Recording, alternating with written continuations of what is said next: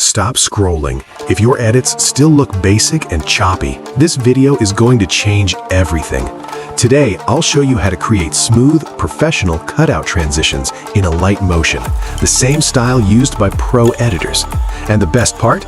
You don't need any complicated plugins or paid packs, just your phone and Alight Motion. Hello guys, welcome back to the channel.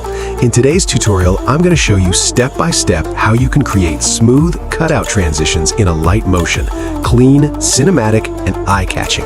Make sure you watch till the end because I'll also share a small trick that most beginners don't know, and that's what makes the transition look ultra smooth.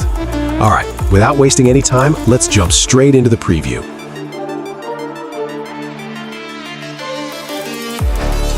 So now you've seen the preview. Looks smooth, right? Don't worry.